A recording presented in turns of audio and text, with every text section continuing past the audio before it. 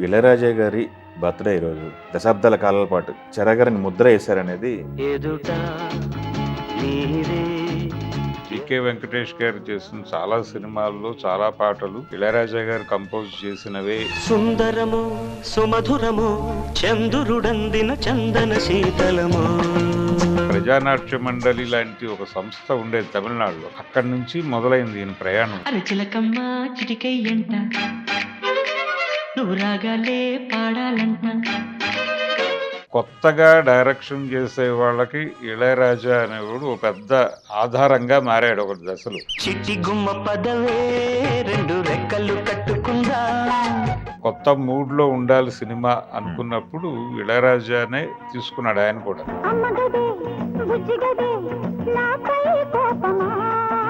నేను ఒకటి ఇచ్చేసిన తర్వాత ఇంక మళ్ళీ వెనక్కి తిప్పటం అనేది ఉండదు. నేను కొంచెం మొండిగానే వ్యవహరిస్తాను, ఎవరు ఇబ్బంది పడ్డా సరే. చెలి నడుమే అందం నడకే నాట్యం బెడలో హారం పడు సాహారంలో లైఫ్ లో కొన్ని వివాదాలు కూడా ఉన్నాయి. ఉన్నప్పటికీ ఇళయరాజా. భరద్వాజ గారు, ఇళయరాజా గారి బర్త్‌డే ఈరోజు. అవును. ఆయన సృష్టించిన ప్రకంపనలు మ్యూజిక్ ప్రపంచంలో ఆయన దాన్నేమంటారు? ఆ, ఒక చెరగని ముద్ర ఏశారనేది అవును. దశాబ్దాల కాలాల పాటు. అన్నాకిళ్ళి 4 దశాబ్దాలు కదా? అంటే 70 దశకం మధ్య నుంచి ఆయన ప్రయాణం. 4 దశాబ్దాల్లో అంతకు ముందు నుంచి ఆయన ఇండస్ట్రీతో ఉన్నాడు. జికే వెంకటేష్ గారు చేసిన చాలా సినిమాల్లో చాలా పాటలు హ్మ్. ఇళయరాజా గారు కంపోజ్ చేసినవే అని బాలసుబ్రహ్మణ్యం గారు తర్వాత రోజుల్లో ప్రపంచానికి చెప్పాడు. హ్మ్. రాశాను ప్రేమలేఖలెన్నో లాంటి శ్రీదేవిలో పాట ఒకటి ఉంది. అవును, పెద్ద హిట్ పాట కదా? అన్నాది గారు హ్మ్. పాట బాలసుబ్రహ్మణ్యమే పాడాడు అది. హ్మ్. అది కూడా ఈయన చేసిన ట్యూనే. అంటే ఆయన దగ్గర ఆధ్వర్యంలో? రోజుల్లో హ్మ్. జీకే గారి ఆధ్వర్యంలో ఈయన చేసిన ట్యూన్స్ కూడా చాలా ఉన్నాయని చెప్పేవాడు ఆయన. హ్మ్. ఈయన ప్రయాణం యాక్చువల్గా ప్రజానాట్య మండలి లాంటి ఒక సంస్థ ఉండేది తమిళనాడులో. పవలర్ బ్రదర్స్ అనే పేరుతో హ్మ్. పాడేవాళ్ళు వాళ్ళు. హ్మ్. అక్కడ కమ్యూనిస్ట్ పార్టీతో కనెక్ట్ అయి ఉండేది అది. ఓహో! అక్కడి నుంచి మొదలైంది ఈయన ప్రయాణం. వీరి అన్నగారు, వీరి తమ్ములు అందరూ ఇదే రంగంలో ఉన్నారు. హ్మ్. అక్కడి నుంచి వీళ్ళకి స్నేహితుడైనటువంటి ఆయన భారతీరాజా, హ్మ్. ఆయన ఇండస్ట్రీకి రావడంతో నెమ్మదిగా వీళ్ళు కూడా మెడ్రాస్లో ప్లేస్మెంట్ కోసం ప్రయత్నాలు మొదలుపెట్టారు. హ్మ్. ఆ మొదలుపెట్టినప్పుడు వీళ్ళని పోషించడానికి ముందు ఇమ్మీడియట్గా ఏదో ఒక పని కావాలి. హ్మ్. ఇండస్ట్రీలో అవకాశాలు వెతుక్కోవటానికి, అక్కడ ఉండటానికి ఒక రిలయబుల్ ఇన్కమ్ సోర్స్ ఉండాలి కాబట్టి హ్మ్. వీళ్ళని తీసుకెళ్ళి బాలసుబ్రహ్మణ్యం గారికి తగిలించాడు ఆయన భారతీరాజా. ఓకే. ఆయన కచేరీలు చేసేవాడు అప్పుడు విస్తృతంగా. హ్మ్. బాలసుబ్రహ్మణ్యం గారు ఒక టైంలో ఘంటసాల గారు వెళ్ళిపోయిన తర్వాత కొంచెం టఫ్ పీరియడ్ ఎదుర్కొన్నాడు ఆయన. హ్మ్. ఘంటసాల గారు వెళ్ళిపోయిన తర్వాత టోటల్ ఇండస్ట్రీ బాలసుబ్రహ్మణ్యం వైపు టర్న్ అయిపోలేదు. హ్మ్. మధ్యలో రామకృష్ణ అని ఇంకొక శకం నడిచింది. ఓకే. హ్మ్. అంటే ఘంటసాల గారి గొంతుని పోలిన గొంతు కోసం వెతికారు బాలసుబ్రహ్మణ్యాన్ని పక్కకి జరిపి. హ్మ్. అప్పుడు రామకృష్ణ ప్రతి హీరో ఆయనతోనే పాడించాలి మాకని కండిషన్ పెట్టేవారు. హుహు. కృష్ణరాజు గారు, శోభన్ బాబు గారు, అందరు నాగేశ్వరరావు గారు, హ్మ్. రామారావు గారు ఎవరితో పాడిస్తే నాకేమిటి అన్న పద్ధతిలో ఆయన ఉండేవాడు. ఆయన పని ఆయన చేసుకుంటూ పోయేవారు. కృష్ణ గారు బాలసుబ్రహ్మణ్యానికి ఉన్న ఏకైక హీరో కృష్ణ అప్పుడు. ఓకే. రామారావు గారికి రామకృష్ణతోనూ పాడించారు, బాలసుబ్రహ్మణ్యంతోనూ పాడించారు. ఆయన ఏమీ పట్టించుకునేవాడు కాదు. అదేలేండి. హ్మ్. ఇలా నడుస్తున్నటువంటి టైంలో ఈయనకి ఈ సినిమా పాటలు కమెడియన్స్కి పాడేవాడు, హ్మ్. దాంతోపాటు కృష్ణ గారికి పాడేవాడు, అడపాదడపా ఎన్టీఆర్కి వచ్చేది. హ్మ్. మిగిలిన టైం అంతా కచేరీలు చేసేవాడు ఈయన విస్తృతంగా. బాలసుబ్రహ్మణ్యం గారు. బాలసుబ్రహ్మణ్యం ఆ కచేరీల్లో వీళ్ళని వాడేసేవాడు. ఓహో! ఇళయరాజా గారు ఇంకా. వీళ్ళకి ఒక ఇన్కమ్ సోర్స్గా ఉండేది అది. హుహు. అలా వాళ్ళకి ఒక లాంగ్ జర్నీ ఉంది ఈ పవలర్ బ్రదర్స్తోనూ బాలసుబ్రహ్మణ్యంకి. అందుకని గంగయ్య అమరన్ వీళ్ళందరితోనూ చాలా సన్నిహితంగా ఉంటాడు ఆయన. హ్మ్. వాళ్ళ పిల్లలకి కూడా ఆ స్నేహం వెంకట్ ప్రభు, హ్మ్. హ్మ్. అలాగే బాలసుబ్రహ్మణ్యం గారి అబ్బాయి వీళ్ళకి కూడా నడిచింది అది హ్మ్. వారసత్వంగా స్నేహం. అలా ఇళయరాజాతో చాలా దగ్గరగా చూశాడు ఆయన్ని. ఆయన అక్కడి నుంచి మెడ్రాస్ వచ్చి వీళ్ళతో నడుస్తున్నటువంటి టైంలోనే ధనరాజ్ మాస్టర్ దగ్గర చేరి హ్మ్. అంటే అటు క్లాసికల్ మ్యూజిక్లోను ఇటు వెస్టర్న్ మ్యూజిక్లోను సీరియస్గానే బేసిక్స్ నేర్చుకోవాలి, ఆ తర్వాత మిగిలిన వ్యవహారం అన్న పద్ధతిలో వెళ్ళాడు ఆయన. ఎదుట నీవే ఎదలో నా నీవే, ఎదుట నీవే ఎదలో నా నీవే, ఎటు చూస్తే అటు నీవే మరుగైనా కావే, ఎదుట నీవే ఎదలో నా నీవే.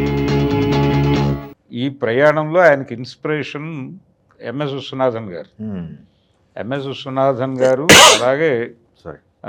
సుబ్బురామన్ గారు, వీళ్ళ సంగీతం వింటూ పెరిగాడు ఈయన.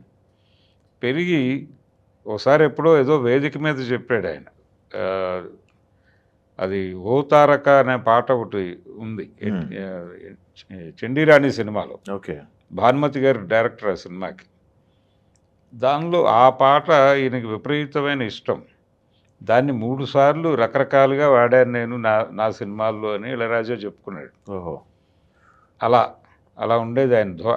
అక్కడి నుంచి ప్రయాణం ఎంఎస్ విశ్వనాథన్, సుబ్బురామన్ వీళ్ళ ఛాయల్లో వెళ్ళాలి అని నడుస్తూ ఉండగా బాలసుబ్రహ్మణ్యం గారి ద్వారానే జీకే వెంకటేష్ గారి దగ్గరికి ప్రవేశించాడు ఈయన. ప్రవేశించిన తర్వాత ఇక ఆయనతోనే ఉన్నాడు. ఆయనతో నడుస్తున్నటువంటి టైంలో ఎర్నాకిలి అనేటువంటి అవకాశం వచ్చింది. అది తెలుగులో రామచిలక అనే పేరుతో రీమేక్ అయింది. అది యాక్చువల్గా రాజా కన్ను అని అతను ప్రొడ్యూసర్ ఆ సినిమాకి. ఆయన ఏం చేశాడంటే ఆయనకు తెలిసినటువంటి ఒక 4 మ్యూజిక్ డైరెక్టర్ల దగ్గర అసిస్టెంట్లకి ఒక సిచ్యువేషన్ చెప్పి, ఒకళ్ళకి తెలియకుండా ఒకళ్ళకి చెప్పి, మీరు పాట తీసుకొస్తే నాకు నచ్చితే మీకు ఛాన్స్ ఇస్తాను అని. అలా వచ్చిన పాటల్లో ఆయనకి ఇది కనెక్ట్ అయింది. ఓహో. అది తెలుగులో సత్యం గారు చేశాడు ఆ సినిమాకి మ్యూజిక్. అదే ట్యూన్ని యథాతథంగా వాడాడు. అది తెలుగులో కూడా చాలా పెద్ద హిట్. రామచిలక పెళ్లి కొడుకు ఎవరే అనే పాట. ఓహో. అది అక్కడి నుంచి ఆయన ముద్ర వేశాడు. మనకి రెహమాన్కి ఎలాగైతే రోజాలో ఒక ఫిమేల్ సోలో ఒకటి ఉంటుంది, అవును, చిన్ని ఆశ, ఆ పాటతో ఆయన ఒక ముద్ర వేశాడు. అలా ఇళయరాజా గారు కూడా ఒక ఫిమేల్ సోలోతో ఇండస్ట్రీలో మొత్తం అందరినీ తన వైపు టర్న్ చేసుకున్నాడు. అక్కడి నుంచి ఆ మొదలైన ప్రయాణం ఆయన బాలమురళీకృష్ణ గారితో కూడా పాటలు పాడించాడు. ఆ ఎర్లీ డేస్లోనే పాడించాడు. ఆయన కూడా చాలా అప్రిషియేట్ చేశాడు ఇతన్ని. అలా మొదలై అక్కడి నుంచి ఆయన చాలామంది సింగర్స్ని రైజ్ చేశాడు తమిళ ఇండస్ట్రీలో. మలేషియా వాసుదేవన్ వీళ్ళందరూ. చిట్టి గుమ్మ పదవే 2 రెక్కలు కట్టుకుందా, వెండి మబ్బు ఒడిలో ముద్దు ముచ్చటలాడుకుందా, చిరుగాలై కొండ కోనల్లోన తేలి, చిరునవ్వై పూల గుండెల్లోన దాగాలి, చిరుగాలై కొండ కోనల్లోన తేలి, చిరునవ్వై పూల గుండెల్లోన దాగాలి, చిట్టి గుమ్మ పదవే 2 రెక్కలు కట్టుకుందా, వెండి మబ్బు ఒడిలో ముద్దు ముచ్చటలాడుకుందా. రాజా గారి పాటలు అంటే పెద్ద సముద్రం లాంటి. ఇంకా అక్కడి నుంచి అంటే రకరకాలుగా మొదలైంది. బప్పీ లహరి అక్కడ, తెలుగులో ఒక రకంగా చక్రవర్తి శకం, అలాగే తమిళ్లో ఇళయరాజా శకం మొదలై ఆ తర్వాత ఆయన నెమ్మదిగా తెలుగుకి విస్తరించాడు. తెలుగుకి విస్తరించడం అంటే భారతీరాజా గారు వీళ్ళందరూ తెలుగు సినిమాలు చేస్తున్న టైము, ఆ డబ్బింగ్ సినిమాల నుంచి జనాలకు కనెక్ట్ అయ్యాడు ఈయన. డబ్బింగ్ సినిమాల నుంచి కనెక్ట్ అయ్యి తర్వాత ఈ డబ్బింగ్ చేసినటువంటి ప్రొడ్యూసర్లు తెలుగు స్ట్రైట్ ప్రొడ్యూసర్లుగా మారారు. కేఎస్ రామారావు గారు లాంటి మారి వాళ్ళు ఎర్ర గులాబీలు, టిక్ టిక్ టిక్ ఈ సినిమాలన్నీ కేఎస్ రామారావు గారు కదా డబ్బింగ్ ఆ రోజుల్లో. ఆయన ఎప్పుడైతే స్ట్రైట్ సినిమా అనుకున్నాడో ఆయనకి ఇళయరాజానే గుర్తొచ్చాడు. ఆయన్నే తీసుకొచ్చి పెట్టాడు అభిలాషకి. అవును. అక్కడి నుంచి క్రియేటివ్ కమర్షియల్స్ బ్యానర్లో ఇళయరాజా గారే పర్మనెంట్ మ్యూజిక్ డైరెక్టర్. చిరంజీవి గారికి అలా ఇళయరాజాతో ఒక కనెక్టివిటీ. అవును. ఆయన సినిమాలకి అంటే కొత్తగా డైరెక్షన్ చేసే వాళ్ళకి ఇళయరాజా అనేవాడు ఒక పెద్ద ఆధారంగా మారాడు ఒక దశలో. అవును, వంశీ గారితో అన్ని పెద్ద హిట్లు కదా సినిమాలు. ఎవరితోనైనా అంటే కొత్తగా సినిమాలు చేసేవాళ్ళు ఇళయరాజాని ఎందుకు పెట్టుకునేవాళ్ళు అంటే ఆయన ఈ మొత్తం బాధను విని దాన్ని స్క్రీన్ మీద ఎగ్జిక్యూట్ చేసేటప్పుడు ఆర్ఆర్లో ఈ ఆత్మని ఆయన అక్కడ కనిపించేలాగా చూసేవాడు. దాంతో సినిమా నిలబడిపోయేది. అందుకని ఇళయరాజా ఉన్నాడు మనకి అనేది ఒక భరోసాగా భావించేవాళ్ళు కొత్త దర్శకులు. అది సురేష్ కృష్ణ మొదటి సినిమా సత్య కావచ్చు, వీళ్ళందరినీ నిలబెట్టింది ఆయనే, ఇళయరాజా గారు. ఓకే, అలా ఒక ప్రయాణం ఆయన దగ్గర ప్రోగ్రామర్గా ఉండేవాడు కదా రెహమాన్. అవును, రెహమాన్ గారు డాన్స్ మాస్టర్, ఈ సినిమాలన్నిటికీ ఈయనే పనిచేశాడు ఆయన దగ్గర. అదే ఆ పని చేస్తున్న టైంలో గీతాంజలి సినిమా దగ్గర వీళ్ళకి చిన్న గ్యాప్, ఒక ట్యూన్ విషయంలో చిన్న గ్యాప్ వచ్చి అక్కడి నుంచి ఆయన పక్కకి జరిగాడు. ఇళయరాజా దగ్గర మానేసినప్పుడు వాళ్ళ మదర్ చాలా కోప్పడింది, రెహమాన్ గారి మదర్, అలా వదిలేసి వస్తావు నువ్వు. సరే వచ్చేసాడు. తర్వాత మణిరత్నం గారు ఆయనతో కొనసాగాడు అక్కడి నుంచి. అలా వాళ్ళిద్దరూ కలిసి చేసిన సినిమాలు కూడా చాలా బిగ్ హిట్స్. వాళ్ళిద్దరూ ఒకే రోజు బర్త్డే, మణిరత్నం ఇళయరాజాది. సో ఆయన ప్రయాణం, ఆయన మొదటి సినిమా నుంచి వీళ్ళు ఇళయరాజాతోనే ట్రావెల్ దాదాపు. దళపతి ఇవన్నీ. చిలకమ్మ చిటికెయ్యంట, నువ్వు రాగాలే పాడాలంట, ఇక సాగాలి మేళాలంట, నీ సరదాలే రేగాలంట. ఓ చిన్నోడా పందిరి వీరా, ఓ రోజా పూ మాలె తీరా, ఈ చిన్నదాని మెడలో వీరా, నడివేయంత సందడి చేరా.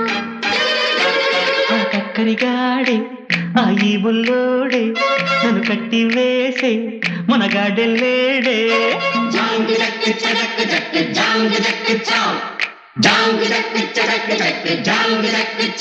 అలా అక్కడి నుంచి తెలుగులో కోదండరామిరెడ్డి గారు, ఒక దశలో రాఘవేంద్రరావు గారికి ప్రాపర్ హిట్స్ పడని టైంలో ఆయన కొంచెం మార్చాలి, ట్రెండ్ మార్చాలి అని చక్రవర్తి నుంచి డివియేట్ కావాలి, ఇళయరాజా ఎండమూరి వీళ్ళతో నడవాలి, కోదండరామిరెడ్డికి ఎక్కడ హిట్స్ వస్తున్నాయో ఆయన కూర్చోబెట్టుకుని మాట్లాడి ఎవరు వీళ్ళు, వీళ్ళతో ఎలా ట్రావెల్ అవ్వాలి ఇలాంటి విషయాలు మాట్లాడిన తర్వాత ఆఖరి పోరాటం చేశాడు అశ్విని దత్ గారి బ్యానర్లో.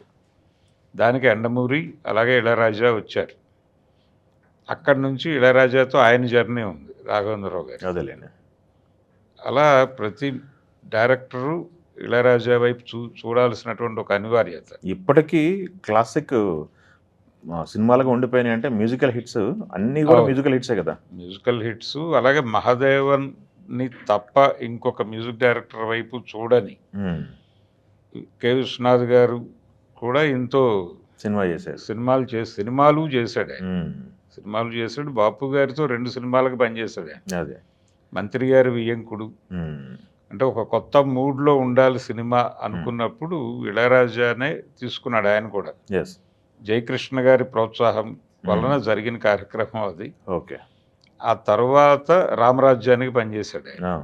అమ్మగదే బుజ్జిగదే నాపై కోపమా, దానికదే దీనికిదే అంతే నేరమా, సారీలు చెబుతున్నా నీ పట్టు నీదేనా, గుంజీలు తీస్తున్నా నీ బెట్టు నీదేనా, అమ్మగదే బుజ్జిగదే నాపై కోపమా, I love you, I love you, I love you, I love you. ఆ తర్వాత తెలుగులో రవిరాజా, పినిశెట్టికి వీళ్ళందరికీ మంచి సినిమాలు చేశాడు ఆయన. మంచి మ్యూజిక్ ఇచ్చాడు. అలా తెలుగు ప్రేక్షకులు ఆ టైంలో యూత్ సాంగ్స్ అంటే ఇక ఆయనే. వంశీతో అయితే విపరీతమైన అటాచ్మెంటు. ఆయన ఇళయరాజా ఎలా ఆలోచిస్తాడు, ఏమి అంటే ఆయన మూడ్స్ ఎలా ఉంటాయి, ఆయన దగ్గర నుంచి ఎలా రాబట్టుకోవాలి ఇవన్నీ క్షుణ్ణంగా తెలిసిన దర్శకుడు. అదే ఒక సినిమాకి ఆయన ఒక ట్యూన్ ఇచ్చేసిన తర్వాత ఆయనే చెప్పుకున్నట్టుగా ఎంఎస్ విశ్వనాథన్ గారి గురించి మాట్లాడుతూ ఆయన సమక్షంలోనే ఇళయరాజా ఎంఎస్ విశ్వనాథన్ గారు ఒక ట్యూన్ ఇస్తే అది ఎవరికైనా నచ్చకపోతే ఇమ్మీడియట్గా ఇంకొక ట్యూన్ ఇస్తాడు. అది అది కూడా నచ్చలేదంటే ఇంకో ట్యూన్ ఇస్తాడు. కానీ నేను అలా కాదు, నేను అది నేర్చుకోలేదు ఆయన దగ్గర నుంచి. నేను ఒకటి ఇచ్చేసిన తర్వాత ఇంక మళ్ళీ దానిలో వెనక్కి తిప్పటం అనేది ఉండదు. కాబట్టి ఆ విషయంలో నేను కొంచెం మొండిగానే వ్యవహరిస్తాను. ఎవరు ఇబ్బంది పడ్డా సరే నాకు ఒక కన్విక్షన్ ఉంటుంది, దాని ప్రకారం ఇచ్చేస్తాను. వాళ్ళు చెప్పాల్సింది వాళ్ళు చెప్తారు, నేను చేయాల్సింది నేను చేస్తాను. అలా అమావాస్య చంద్రుడు అనే సినిమా సిట్టింగ్స్ జరిగినప్పుడు మొదటిసారి వేటూరి సుందరరామూర్తితో ప్రయాణం ఆ సినిమా నుంచే. ఓకే. అందులో ఆయన ఒక ట్యూన్ చెప్పి ఆయన ఆత్రేయ గారి కోసం వెయిట్ చేస్తున్నాడు. వీళ్ళు ఈయన్ని తీసుకొచ్చారు. ఆయన కదా రావాల్సింది అనే మూడ్లో ఉన్నాడు ఇతను ఇళయరాజా. ఉండి నెమ్మదిగా ఈయన ట్యూన్ ఇచ్చి పాట రాయించుకునేవాడు. ఆ ట్యూన్కి ఆయన చెప్పిన పద్ధతి చూసి నెమ్మదిగా ఆయనతో కనెక్ట్ అయ్యాడు. కనెక్ట్ అయ్యి ఇంకోడు ఉన్నాడు తెలుగు సినిమా పరిశ్రమలో అని గుర్తించి అక్కడి నుంచి వాళ్ళ ట్రావెల్. ఓకే. సుందరము సుమధురము చంద్రుడందిన చందన శీతలము, సుందరము సుమధురము చంద్రుడందిన చందన శీతలము, మలయజ మారుత శీకరము మనసిజ రాఘవ శీకరము, సుందరము సుమధురము చంద్రుడందిన చందన శీతలము. అలాగే సీతారామ శాస్త్రి గారు రావటానికి ముందు వంశీ సినిమాలకు కూడా ఆయన ప్రేమించు పెళ్ళాడు. ఈ సినిమాలకి వేటూరి సుందరరామూర్తి గారే. అలా ఒక మంచి జర్నీ ఉంది తెలుగు సినిమాతో ఇళయరాజాకి. జర్నీ ఉంది. జనాలు ఓన్ చేసుకున్నారు ఆయన్ని. మహారాజా అన్నారు. ఎన్టీ రామారావు గారితో కూడా ఒక సినిమాకి పనిచేశాడు ఆయన. యుగంధర్ అనే సినిమాకి ఈయనే కేఎస్ఆర్ దాస్ గారు డైరెక్టరు. ఆయన ఎన్టీ రామారావు గారితో యాక్షన్ సినిమా చేయటం అదే. ఓకే. ఆయన కెరియర్ ప్రారంభమైంది బండరాముడు సినిమాతో, దాస్ గారి సినిమా కెరియర్. కానీ ఆయనతో డైరెక్షన్ మాత్రం చివరిలో చేశాడు. ఆ సినిమాకి ఇళయరాజాని పెట్టుకోవడానికి కారణం వాసు. ఓకే. డైరెక్టర్ తర్వాత ఇప్పుడు చంద్రముఖి సినిమా తీసిన వాసు గారి ఫాదరు ఆ సినిమాకి ప్రొడ్యూసర్ పీతాంబరం గారు. ఓకే. అందుకని వీళ్ళు ఇన్సిస్ట్ చేశారు ఇళయరాజాని పెడితే బాగుంటుంది అంటే. జనరల్గా సత్యం వారి చక్రవర్తి అక్కడ ఆప్షన్స్. సత్యం గారే మ్యాక్సిమం, సత్యం గారిని పెట్టి తీరాలి. ఎన్టీ రామారావు గారి అభిమానులు కూడా చిరాకు పడ్డారు. ఎవరు ఇళయరాజా సత్యం గారిని కదా పెట్టాల్సింది అని మాట్లాడుకున్నారు బయట. తీరా పాటలు బయటకు వచ్చిన తర్వాత అందరూ తృప్తి పడ్డారు. అదేలేండి. ఓకే. ఇది బాగున్నాయి పాటలు, ఓకే, సత్యం గారిని పెట్టుంటే అవే ట్యూన్లు యాజ్ ఇట్ ఈస్గా వేసేవాడు. అలా కాకుండా ఇవి కొత్తగా ఉన్నాయని ఫీల్ అయ్యారు. అదే చెలి నడుమే అందం నడకే నాట్యం మెడలో హారం పడుచాహారంలో ప్రియరతిలో రాగం జతలో తాళం ఎదలో బంధం పద సంబంధంలో నిన్ను కోరి సరసాల వర్ణంలో ఒడిచే పర్వాల పర్వంలో, నిన్ను కోరి సరసాల వర్ణంలో ఒడిచే పర్వాల పర్వంలో నడుమే అందం నడకే నాట్యం మెడలో హారం పడుచాహారంలో. ఇప్పుడు రాజా గారి ఫ్లో చూస్తుంటే ఇంకొక దశాబ్దం 2 దశాబ్దాలు వెళ్తాడు ఆయన. ఇంకా ఇప్పటికీ పనిచేస్తున్నారు కదా. లేదు ఇప్పటికీ ఆయన అదే మూడ్లో ఉన్నాడు, అదే పద్ధతిలో ఉన్నాడు, అదే మొండితనంతోనే ఉన్నాడు. అదే మొండితనము. ఆయన లైఫ్లో కొన్ని వివాదాలు కూడా ఉన్నాయి. అదేలేండి. ఉన్నప్పటికీ ఇళయరాజా. ఓకే అండి, థ్యాంక్ యూ. తెలుగు వన్